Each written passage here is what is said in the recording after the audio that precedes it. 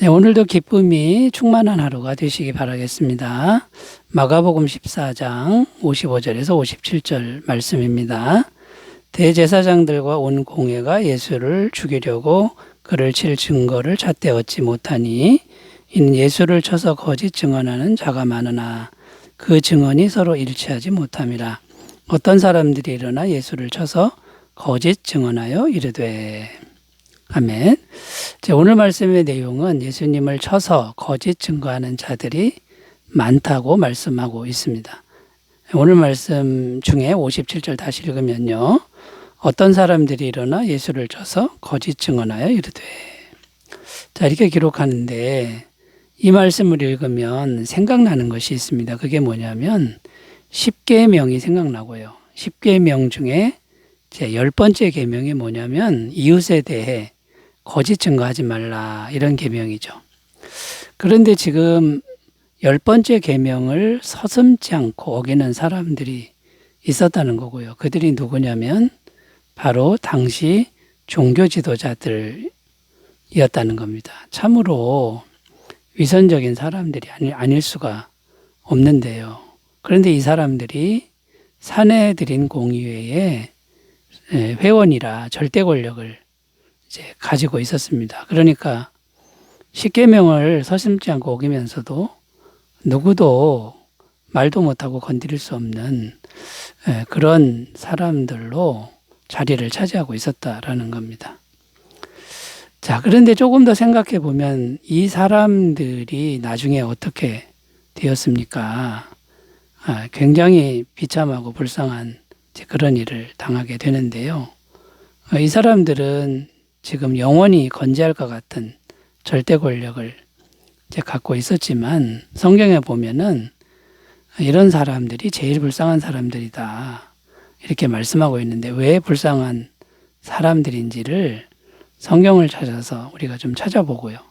우리는 절대로 이렇게 거짓 증언하는 이런 일, 악한 일에 앞장서는 이런 일은 동참하지 않는 그런 삶을 결단하셨으면 좋겠습니다.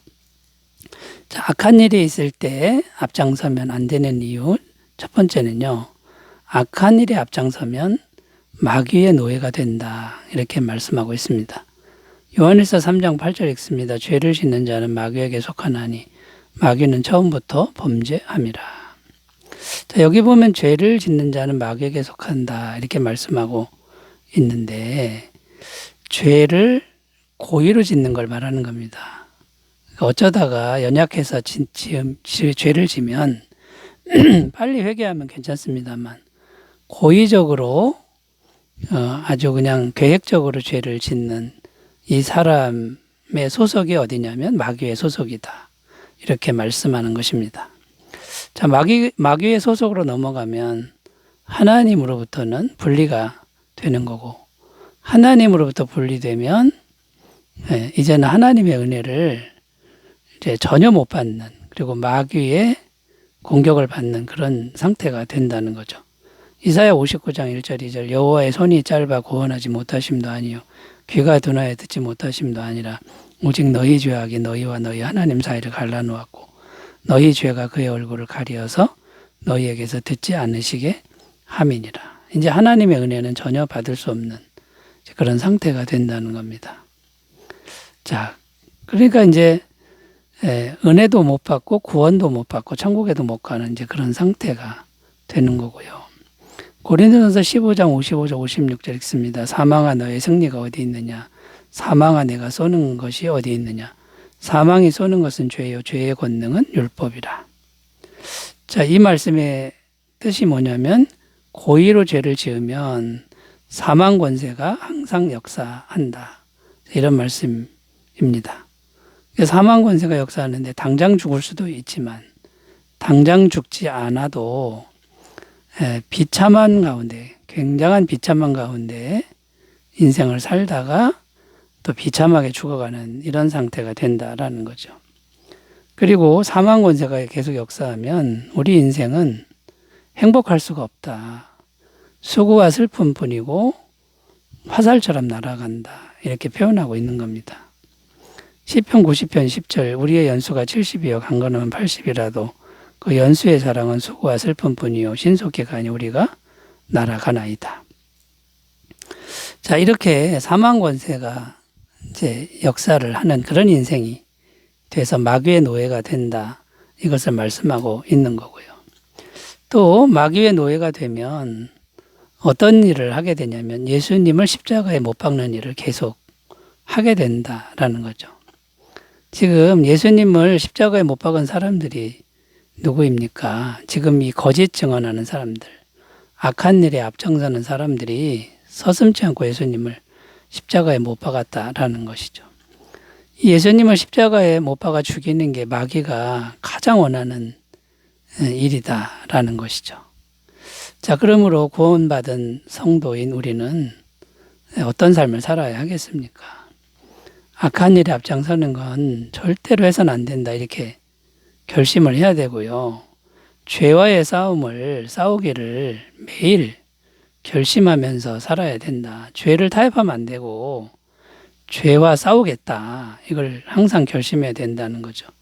히브리서 12장 4절 너희가 죄와 싸우되 아직 피 흘리기까지는 대항하지 아니하고 피 흘리기까지 대항한 분은 예수님인데 너희는 아직 피 흘리기까지 죄와 싸우지는 않지 않느냐. 그래도 죄와 싸워야 된다. 이런 말씀이 되는 거고요.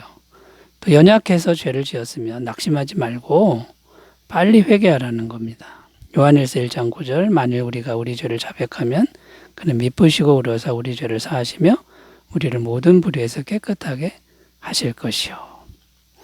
자, 이렇게 악한 일에 앞장서는 인생이 마귀의 노예가 돼서 얼마나 비참한지를 잘 생각하시면서 우리가 좀 살아갔으면 좋겠고요. 두 번째로 가보겠습니다. 악한 일에 앞장서지 말아야 되는 이유 두 번째는요. 악한 일에 앞장서면 악한 인생의 열매를 거두기 때문이다. 악한 인생의 열매를 거둔다라는 것입니다. 갈라디아서 6장 7절 8절 읽습니다. 스스로 속이지 말라. 하나님은 업신여김을 받지 아니하시나니 사람이 무엇으로 심든지 그대로 거두리라. 자기의 육체를 위하여 심는 자는 육체로부터 썩어질 것을 거두고 성령을 위하여 심는 자는 성령으로부터 영생을 거두리라. 자, 무슨 말이냐면 쉽게 얘기해서 하나님은 심은 대로 거두게 하시는 분이다. 이런 말씀이 됩니다. 이사야 3장 10절 11절 읽습니다. 너희는 의인에게 복이 있으리라 말하라. 그들은 그들의 행위의 열매를 먹을 것이며 악인에게는 화가 있으리니 이는 그의 손으로 행한 대로 그가 보응을 받을 것임이니라. 여기 이사야 말씀도 동일한 말씀입니다. 행한 대로 그가 보응을 받는다. 이게 이제 하나님의 만고불변의 그 법칙이고 진리인 거죠. 그러면 이제 우리가 악한 일에 앞장서면 악한 일의 열매를 거두게 된다. 이런 말씀이 이제 되는 겁니다. 자, 그러니까 우리가 악한 일에 앞장서면 그걸로 끝나는 게 절대 아니고 그 악한 일에 대한 열매를 거두니까 얼마나 힘이 들겠습니까? 얼마나 눈물을 흘리겠냐 그 말이죠. 시편 37편 말씀을 우리가 이제 또 살펴보려고 그러는데 여기 보면 악한 일을 하는 사람이 승승장구하고 형통할 수가 있다는 거죠. 세상에서. 그런데 그걸 부러워하지 말고 불평하지 말라. 이렇게 말씀하고 있고 잠잠히 기다리라 이런 말씀이 있습니다. 시편 37편 9절 10절 진실로 악을 행하는 자들은 끊어질 것이나 여호와를 소망하는 자들은 땅을 차지하리로다. 잠시 후에는 악인이 없어지리니 내가 그곳을 자세히 살필지라도 없으리로다. 여러분 악인이 잘 되는 것 같아도 순식간에 없어진다라고 이렇게 분명히 성경은 말씀하고 있다라는 것이죠. 자, 역사적으로 볼 때 오늘 본문에 나오는 이 거짓 증거자들 그리고 사내들인 공의회 종교 지도자들이 어떻게 되었느냐면요. 그들의 권세가 계속될 것 같았지만 갑자기 멸망을 당합니다. AD 70년에 로마 군대가 예루살렘 성을 쳐들어와서 다 무너뜨리고 성전도 무너뜨리고 모든 사람을 다 죽였다라는 것입니다. 삽시간에 벌어진 일입니다. 그러니까 행한 대로 반드시 받는다. 이걸 우리가 꼭 기억해야 되겠습니다. 그러니까 악한 사람이 어떻게 하든 쳐다보지도 말고 불평하지도 말고 잠잠히 기다리는 우리는 선한 길만 행하는 그런 삶이 되셨으면 좋겠습니다. 자, 세 번째로 가보겠습니다. 악한 일에 앞장서면 어떻게 될까요? 악한 일에 앞장서면 반드시 하나님의 심판이 있다라고 말씀합니다. 히브리서 9장 27절입니다. 한 번 죽는 것은 사람에게 정해진 것이요 그 후에는 심판이 있으리니. 자, 악한 일을 하면 이 땅에서 비참한 인생이 되고 그 다음에요 비참한 인생의 열매를 거두게 되고 고통을 받게 되죠. 그걸로 끝나지 않고 죽은 후에까지 이게 이어진다라는 그런 말씀입니다. 죽은 후에 심판이 기다리고 있다라는 것이죠. 로마서 2장 6절 8절 하나님께서 각 사람에게 그 행한 대로 보응하시되 참고 선을 행하여 영광과 존귀와 썩지 아니함을 구하는 자에게는 영생으로 하시고 오직 당을 지어 진리를 따르지 아니하고 불의를 따르는 자에게는 진노와 분노로 하시리라. 이게 무슨 말이냐면 선을 행한 자에게는 영생을 주시고 악을 행한 자에게 진노와 분노로 하신다. 이런 말씀이 되는 겁니다. 이거는 이제 죽은 후에 이제 일어날 일을 말씀하고 있는 것이죠. 요한복음 5장 29절 선한 일을 행한 자는 생명의 부활로 악한 일을 행한 자는 심판의 부활로 나오리라. 죽은 후에 부활이 있는데 부활도 두 종류가 있다는 겁니다. 선한 일을 행한 자는 천국 가는 부활이고 악한 일을 행한 자는 부활은 부활인데 지옥 가는 부활이다. 그러니까 여러분 악한 일에 앞장서면 죽은 후에까지 이게 이어진다라는 것 얼마나 무서운 말씀이 되는 겁니까? 우리가 이걸 명심해야 된다라는 것이죠. 자, 그러므로 이제 결론을 어떻게 내야 됩니까? 우리는 악한 일에 대해서 너무 쉽게 생각하면 안 된다는 거죠.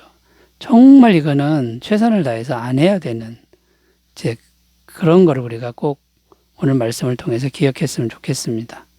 자, 일단 우리는 악한 일이다 그러면 흉내도 내지 않는 그런 마음의 결심을 해야 된다라는 겁니다. 데살로니가서 5장 22절 악은 어떤 모양이라도 버리라. 모양도 버려라. 악은 상대하지 말아라. 이런 의미가 되고요. 악한 일에 가까이 가지도 말아야 합니다. 근처에도 가지 말아야 한다는 거죠. 에베소서 5장 11절 너희는 열매 없는 어둠의 일에 참여하지 말고 도리어 책망하라. 자, 여러분 악한 일에 앞장섰던 사람들, 종교 지도자들 이 땅에서 얼마나 비참한 죽음을 맞이하고 죽은 후에도 고통받는 지옥에 갔다라고 성경은 분명히 증언하는데 여러분 우리는 절대로 선한 일에 앞장서고 악한 일에는 가까이 가지도 않는 삶이 되시기 바라겠습니다. 기도합니다. 하나님 아버지 우리의 삶이 더욱 선하신 주님 가까이 가는 삶으로 인도하여 주옵소서.